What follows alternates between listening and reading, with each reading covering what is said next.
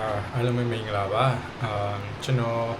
ပိုခရာမှာရက်20လောက် volunteer လုပ်ပြီးတော့အခုကျွန်တော်ပိုခရာနေပြီးတော့ကျွန်တော်ချားမြို့ရောက်နေပြီပေါ့နော်အခုဆာရိုရာဟာလို့ခေါ်တယ်သူကချစ်တွန်ပေါ့ချစ်တွန်လို့လည်းသိကြတယ်ဆိုတော့ကျွန်တော်တဲတဲ့ဟိုတယ်ကိုရောက်နေပါပြီပြပါမယ် hostel နဲ့ dorm bed တွေပဲနေကြဆိုတော့ဒီလို private ခံနေရတာဟိုတမျိုးကြီးခံစားနေရပါတယ်ဒါပေမဲ့ကြည့်ပါရမိုက်ပါရဲ့ကျွန်တော်တို့ table လေးရှိမယ်double bed ရှိမယ်ပြီးတော့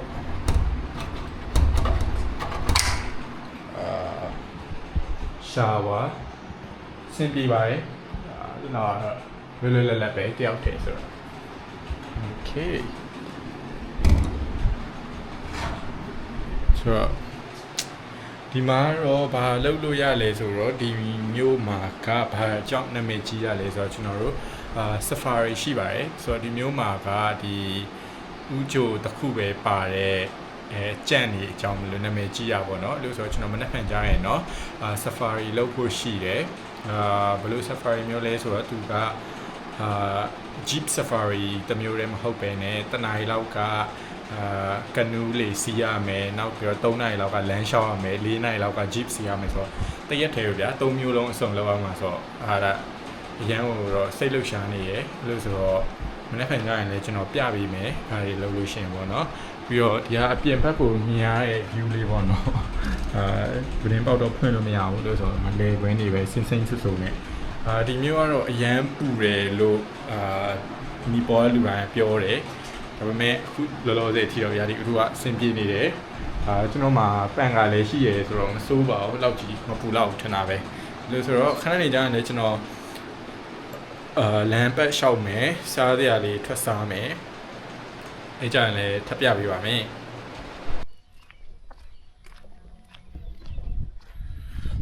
နေ့လေးစားပြီးတော့လမ်းထွက်လျှောက်နေတာပါဒီမှာတော့တော်တိတ်ဆိတ်တယ်ဗျဘာမှလည်းအဲ့လို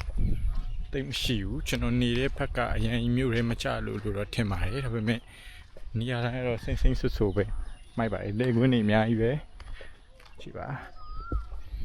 လို့ဆိုလမ်းထွက်လျှောက်မယ်ခဏလောက်ပေါ့တနင်္လာနေ့လောက်လမ်းထွက်လျှောက်မယ်ပြီးရင်တော့ကျွန်တော်ဟိုတယ်ကိုပြန်ပါမယ်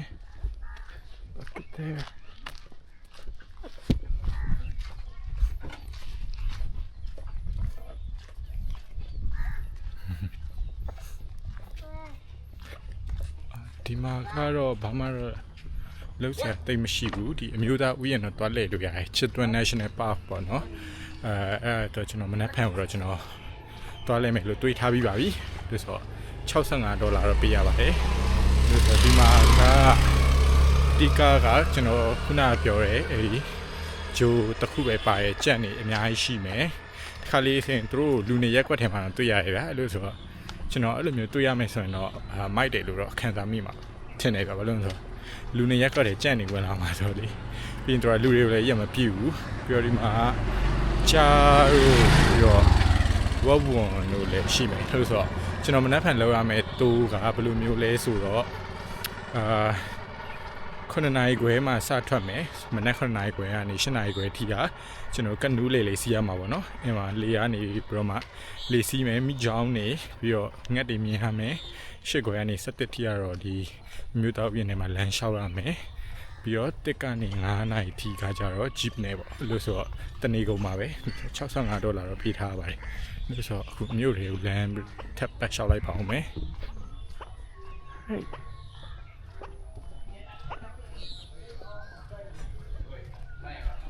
ခုကတော့ပြတိုက်ထဲကိုရောက်နေရပါတော့ဒီမှာဆိုရင်တရိတ်ဆန်အသေးတွေကိုစီးစိမ်ထားရလဲတွေ့ရလိမ့်မယ်ဒီမှာပြပါမယ်ဒါဆိုရင်မိချောင်အစ်စ်ပါသူတေးတာဟိုလိုမျိုးစီးစိမ်ပြီးထိမ့်သိမ့်လာလို့တော့ထင်တာပါပဲဒါဆိုရင်လည်းနောက်ထပ်မိချောင်တစ်ကောင်ပါမတူဗျဒါပေမဲ့နှကောင်တော့ crocodile ပဲဒါပေမဲ့ဒီကောင်ကတော့နှုတ်တီတော်တော်လေးနဲ့ဒီကောင်ကတော့နှုတ်တီရှေ့ရပေါ့ဗျာဒါကတော့နီပေါ်နိုင်ငံမှာတွေ့ရတဲ့မိချောင်အမျိုးအစားတွေပေါ့တရားတွေဆိုရင်ဗာလဲဆိုရင်ဒါမိချောင်ဥတွေပါပြီးရင်ဒီမှာဆိုရင်လည်းနီပေါ်နိုင်ငံမှာတွေ့ရတဲ့ငှက်တွေဟိုလေဒါဆိုရင်လည်းအစစ်တွေပါငှက်အစစ်တွေအသေးတွေပေါ့နော်ပြီးရင်ဒီမှာကြည့်ပါ ဒါဆိုရင်လက်ဒါပေါ့နော်ကြည့်ရပါတယ်ကြည့်ပါစိတ်ဝင်စားဖို့တော့ကောင်းနေတာကျွန်တော်ကြောက်ဒီလိုမွေတွေကိုလေအဲ့လို ID ခွဲရတာတဘောကြတော့ဒီမျိုးလေးဆိုရင်ကျွန်တော်ကြည့်ရတယ်ကြိုက်ဒီမဲ့ဒီကောင်းနေဆိုရင်တော့ကျွန်တော်တိတ်တဘောမကြဘူးဒီဒါပါလေgolden monitor lizard ဒါလည်းနောက်ထပ်မိချောင်းပဲဒါဆိုရင်ကြည့်အောင်ဗျစပတ်အောင်ပေါ့စပတ်အောင်ကြီးပါပဲဒါတော့လိပ်ပါဒီကဂင်းကာမြင့်ရဲ့လင်းပိုင်ပါနော်ဝေါအကြီးပဲဗျတကယ်ကိုဆိုတော့ကျွန်တော်ဒီအထဲဝင်ကြည့်မယ်ဒီမှာမွေတွေရှိတယ်ကျွန်တော်မွေရုပ်တဘောကြားတော့လေမွေဝင်ကြည့်မယ်ပါအစုံပဲဗျအကုန်လုံးတော့နိုင်မပြတော့မွေအစုံပဲစိတ်ရှိတာရောအစိတ်မရှိတာရောဒီမှာပေါ့အဲဆိုရင်ဒီပေါ်နိုင်ငံမှာတွေးနိုင်တဲ့မွေတွေဒါဆိုရင်ရိုး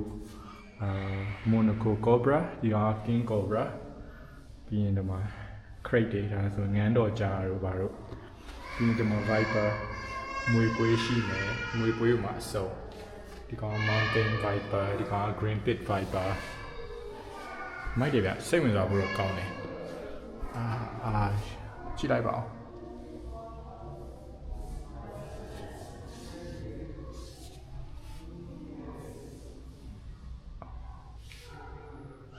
reproductive organ နဲ့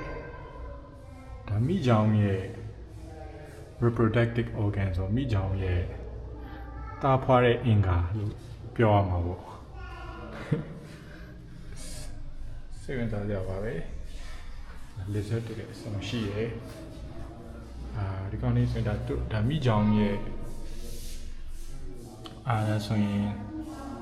အဲ့လိုတိရစ္ဆာန်အစုံရဲ့ခဏကိုစိတ်ပိုင်းနေပေါ့ဗျာမိချောင်းတို့ပြီးတော့ဒီမှာလင်းပိုင်တို့ဒီဟာကြီးကောင်ကတော့ reproductive organ တွေပဲအဲ့ဒါမိုက်တယ်ဗျာကျွန်တော်တေချာကြည့်လိုက်အောင်မယ်ပြီးရင်တခြားဖက်ဟာလည်းပြပါမယ်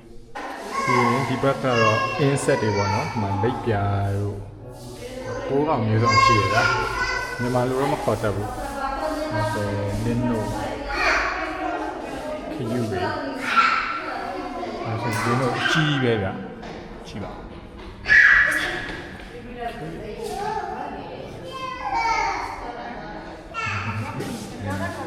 ဒီကတော့ကျွန်တော်တဘောမကြတော့တိရစ္ဆာန်တွေပါဟုတ်ပါတယ်ဖားတွေပါကျွန်တော်လုံးဝတဘောမကြပါဘူးကြည့်ဒီမှာတော့ငါးမျိုးစုံပေါ့နော်ငါးတွေအစုံရှိရယ်ဒီဒါဆိုရင်ရှိတော်မှာတွေ့ရတဲ့နှုတ်တိုက်တော်တွေပေါ့နော်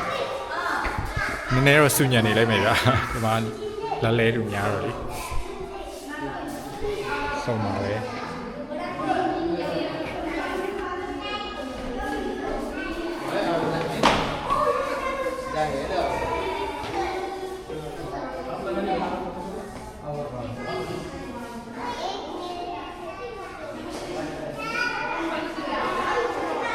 ဒီလိုကြက်နေပါတော့ကျွန်တော်မနေ့ကကြရင်တော့ကြည့်မှာဒီလိုကြက်နေပါဥကျုပ်တစ်ခုပဲပါတယ်ဝါမိုက်ရက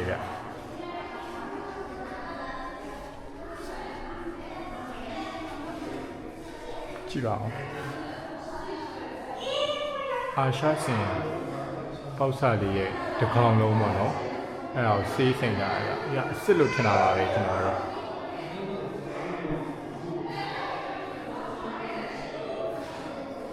ကြည့်လိုက်ချမ်ပေါက်စလေးရှိရစုံမဲဗျာဒါရေးဆိုရင်ဗျာ White Cats of Nepal ဆိုတော့ Nepal မှာတွေ့နိုင်တဲ့တော်ရိုင်းကြောင်တွေပေါ့လို့ဆိုတော့ကြားကလည်းကြောင်မဲဆိုတော့လေအဆုံးရှိရ leopard snow leopard ဒီကောင်တော့ရမ်းမိုက်တယ်တွေ့ရတယ်ခဲမဲ့တယ်နင်းချက်တဲ့ဒီဆိုင်မိုက်တယ်နော်ကြည့်ပါတော့ကြောင်နဲ့ခဏကိုတစ်ခုလုံးပါ fishing cat ဆိုတာတော့ငါးဖမ်းတဲ့ကြောင်ပေါ့ဗျာ စိတ်ဝင်စားကြပါပဲနော်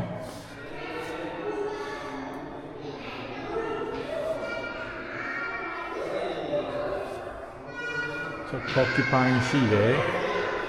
porcupine ကလူခေါ်လို့ဖြူလာမဟုတ်ဘူးခင်ပြောတော့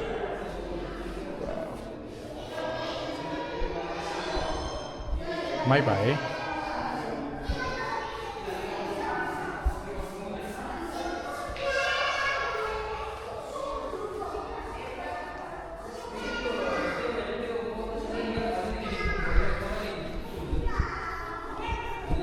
ဒီလိုမျိုးကြီးကြည့်ရတာကြောက်တဲ့လူဆိုရင်တော့လာမလဲတာတော့ကောင်းပါပြီအဲ့ဒါမဲ့ဝင်ကြီးကတော့200ပဲပေးရတယ်ဒေါ်လာနည်းနည်းကြော်ပဲပြီးတော့2 cent နဲ့30 cent နဲ့အစုံတွေ့ရတယ်ဆိုတော့တန်ပါတယ်လို့ဆိုတော့ကျွန်တော်ဆက်ကြည့်လိုက်ပါဦးမယ်ပြတိုက်ကဗျအကြီးမဟုတ်တော့ကျွန်တော်15မိနစ်20လောက်နဲ့အကုန်လုံးပြီးအောင်ကြည့်ခဲ့တယ်တော်တော်စိတ်ဝင်စားဖို့ကောင်းတယ်အခုတော့ကျွန်တော်မြို့တွေကိုခြေဦးတက်ရလမ်းမျိုးထပ်ပတ်လျှောက်လိုက်ပါဦးမယ်ပြီးရင်တော့ကျွန်တော်ဟိုတယ်ပြန်နားမယ်ဗျဒါတော့လမ်းပတ်လျှောက်နေရပါတော့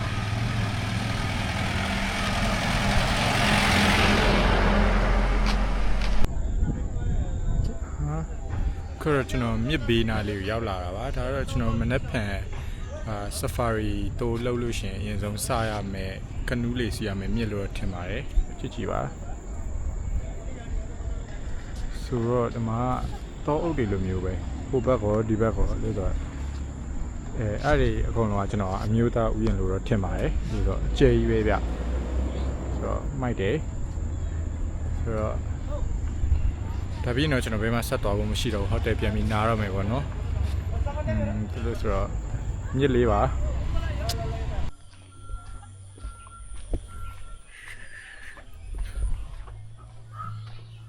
โอเคဟိုတယ်ပြန်ရောက်ပြီးတော့ရေချိုးပြီးခဏနားနေတာပါခုနကတော့အခုတော့အပြန်ထွက်နေရပါတော့ဘယ်ကိုသွားနေတာလဲဆိုတော့ခုနရောက်ခဲ့တဲ့မြစ်ဘေးကိုပဲပြန်သွားနေရပါဘယ်လိုလဲဆိုတော့အမှတငယ်ချင်းတယောက်ရောက်နေရပါတော့အဲတငယ်ချင်းကလည်းကျွန်တော်တီရီလင်ကာကိုစရောက်တဲ့ပထမတစ်ပတ်ခရီးကနေပြီးတော့အခုနီပေါ်အထိကိုဗျာကျွန်တော်တို့ရောက်တဲ့မြို့ရှင်ကလည်းတူတော့ခဏစုံနေတာလို့ဆိုတော့သူနဲ့တွေ့မှာပါနေရလည်းဝင်တော့မယ်ဆိုတော့နေဝင်လာတယ်ကြည့်လို့ရမယ်တင်ပါတယ်ရမိုက်ပါတယ်